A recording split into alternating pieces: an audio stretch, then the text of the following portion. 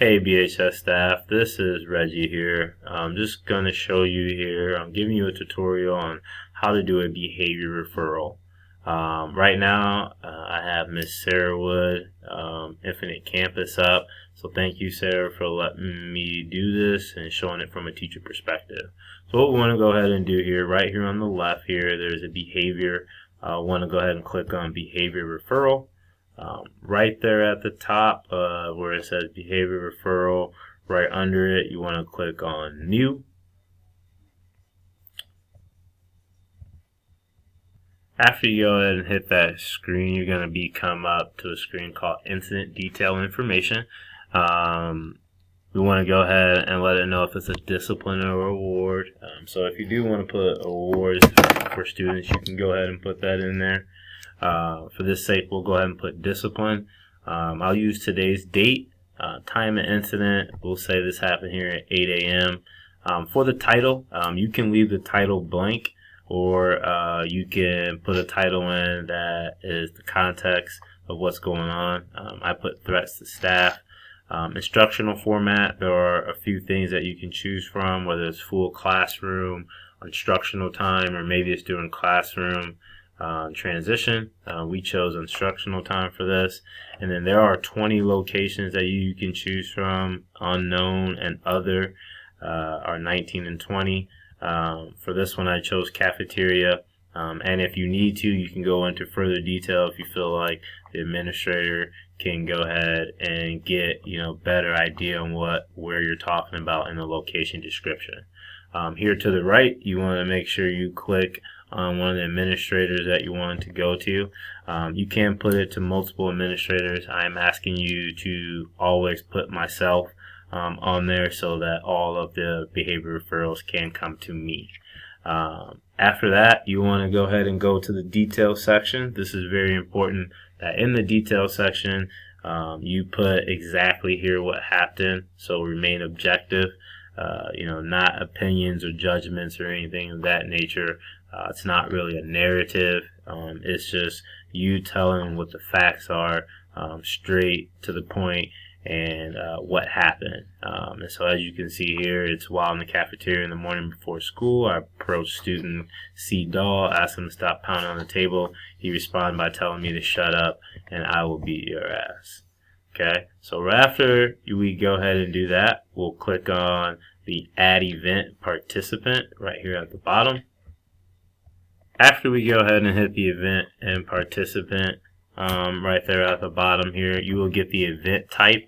There are a lot to choose from, whether it's physical fighting, you're skipping class, tobacco, alcohol, major and minor offenses, lying, anything of that nature is on here. And so you want to go ahead and pick the one that's accordingly that you feel that has happened due to what was going on. So for this one, I'm going to choose major abusive or inappropriate language. Then after that, you can go ahead and type in the student name. So for this instance, I'm going to put D.A. His last name's Dahl. As you can see, a whole bunch of you can go ahead and click on his name here, as well as you can write up students that are not your students, or they are your students. So either one, you can write a referral for students that are not yours. Maybe you see them in the hallway or anything like that. You can write those students up as well. They do not have to be just part of your classroom roster. You want to go ahead and put their role, what their role is, their role as an offender, if they had an injury or not. In details, your details should be what is written in your report already. And so for motivation, you want to go ahead and put a motivation. So whether it's avoid adults, avoid peers. In this one, I feel like he was really trying to obtain some peer attention by the things he said. So I'll go ahead and click on that. If there are multiple people in this incident, this is where you would go ahead and you would add another participant, just like we did when we added case in there at the beginning. After you got that all done, you want to go ahead and click Save Draft. Now, this is where many people feel like, now that they are done, but you are not finished yet. We want to go ahead and don't forget the last step is go ahead and hit submit right here at the top. After you have submit, it will say behavior referral has been submitted.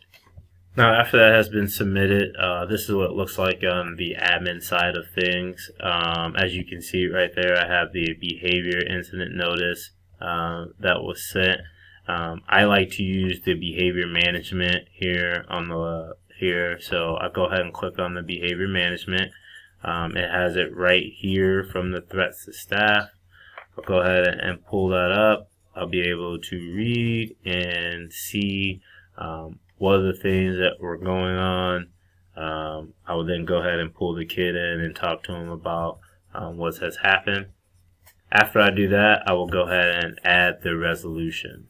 So when adding the resolution here, we go ahead and I would type in the what type of resolution type we use. So it could be conference with student, give them attention, in school. For this instance, I'm going to use out of school suspension because it's an intolerable behavior. Go ahead and assign the resolution date, which would be that day when I got to speak to that student. When I would start it that day, and when it would end, which would be the end of that day. Duration of school days would be 1. I am the admin that go ahead and issue this.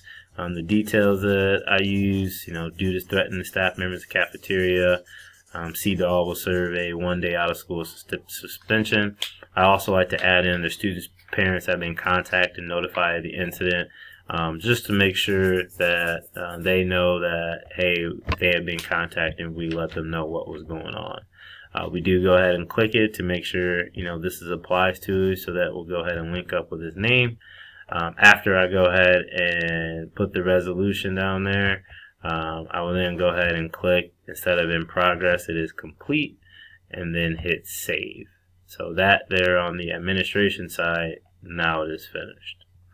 After the administration go ahead and have resolved this incident, there is a way that the teacher can go back and check and see what had happened or what was the resolution or consequence of that student.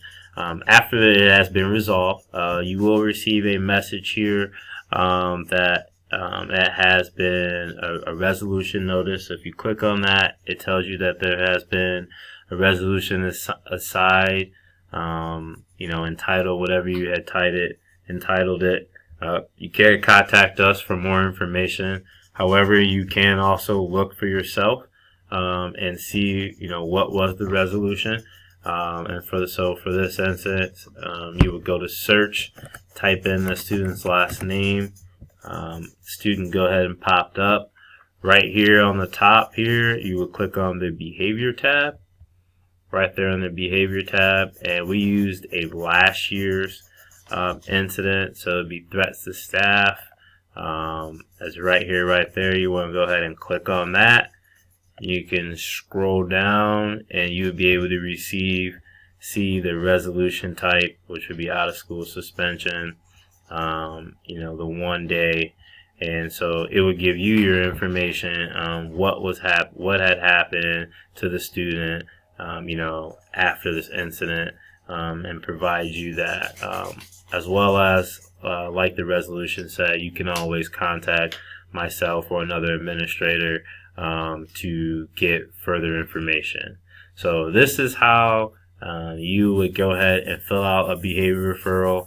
I showed you what it looks like on our end, as well as how you can go back and check and see what was the resolution after the incident. If you have any further questions or comments or anything, or have any trouble with this process, please contact myself, and I will help you out as much as I can. Thank you. Go Greyhounds.